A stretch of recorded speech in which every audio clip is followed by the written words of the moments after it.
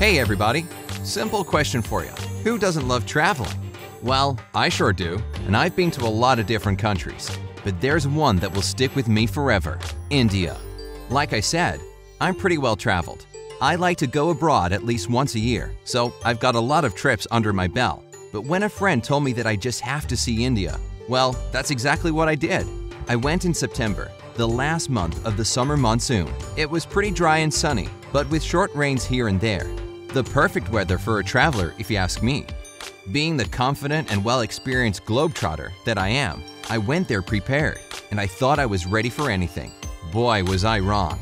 The colors, the contrasts, the pace, the people, everything hit me like a ton of bricks, and didn't let go even when I was already back home. As soon as I stepped out of the airport, I felt dizzy. It could have been the heat, the jet lag, or the hunger in my belly. I assumed it was the latter, so I decided to head out for some authentic Indian food as soon as I throw my bags in my hotel room. Now, the food there deserves a big shout out. First of all, Indians eat very little meat. In fact, they have the lowest meat consumption per person in the world. Most of their dishes are vegetarian, and meat is replaced with soy meat. This is mostly because 80% of the population is Hindu. Probably like you, I'd always heard that Hinduism requires a strictly vegetarian diet, but that's not the case. It's just because they believe not eating meat minimizes the hurt they bring to other living beings. That's definitely one of the things I learned during my travels, and I was pleasantly surprised. Another thing about food in India is that it's all heavily spiced. That comes as no surprise, really, since India is well known across the world as the biggest spice producer and exporter. But there's one region that stands out exclusively in this regard: the state of Kashmir. It's home to the most valuable spice ever, saffron. Sure, this flower isn't unique to India.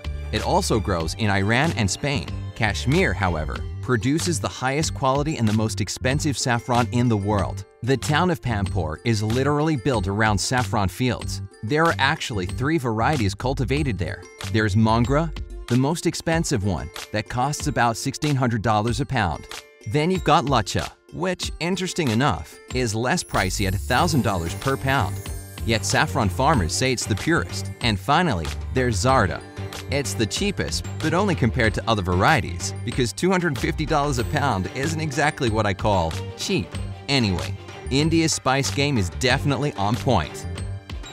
So, I found a good place to eat, and as soon as I saw the menu, I remembered that Indian is also famous for its large variety of teas, or as the locals call it, chai.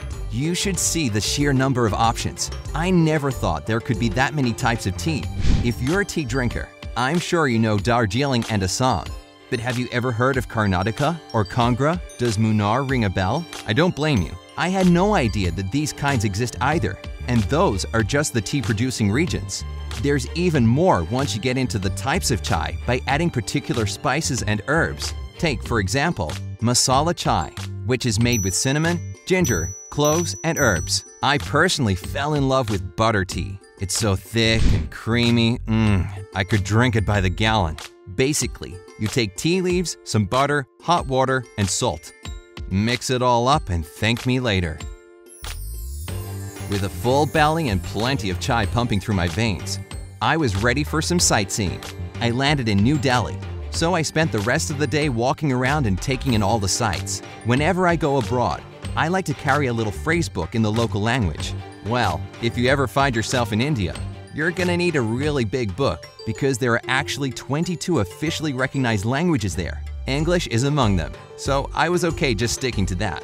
But those 22 official languages are just a drop in the huge linguistic ocean of the country. By different accounts, there are from 122 to 300 major languages spoken in India, as well as up to 1,600 lesser-known ones. Basically, if you travel from one town to another, you'll hear people talking a different language. And if you happen to go to another state, you can forget everything you might have learned in your previous location. How they manage to communicate with each other is still beyond me.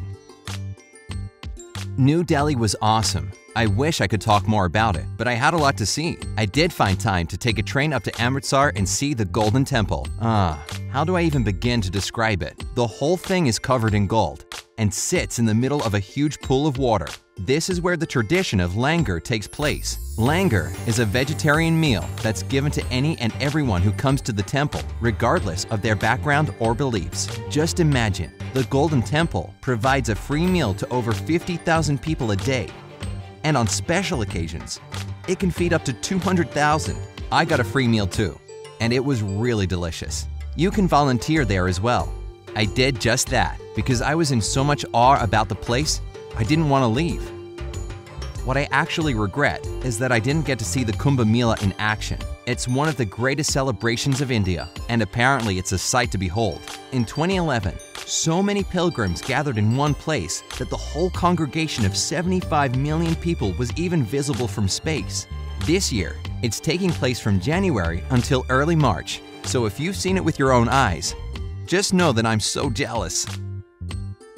In fact, whatever India does, it does it on a huge scale. For example, it has the largest number of post offices in the world. Wherever you go, you'll stumble upon one literally on every corner. The irony of this is that it doesn't really help the situation with delivery times. One Indian guy told me it's totally normal to wait for your package to be delivered in 2 weeks' time, even if it was sent from a nearby town. But hey, patience is a virtue. But it doesn't stop there. India places third in terms of the number of Guinness World Record holders. The world's fastest nose typer, the most expensive wedding ever held, and the most selfies taken together are just a few of the bizarre world records held in this country.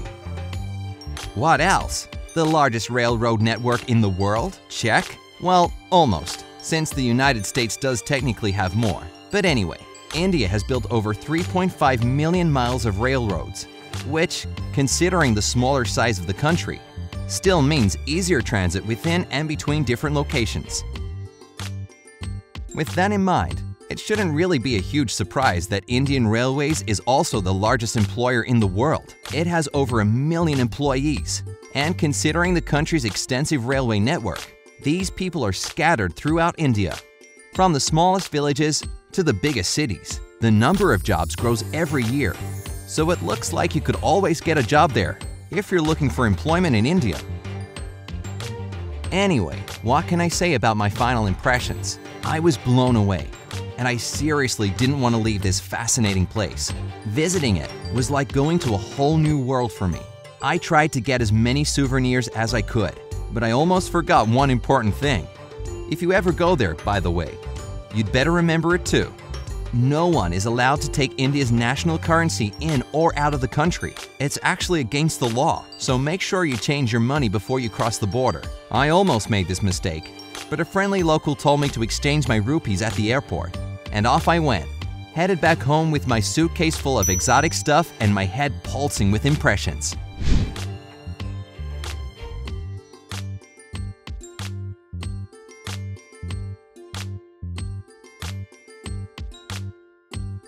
Can you tell me anything else about India that I missed? I'm definitely going to go back, so leave me some recommendations down in the comments too. And if you enjoyed hearing my story, then give this video a like, share it with your friends, and hit the subscribe button to join me on the bright side of life.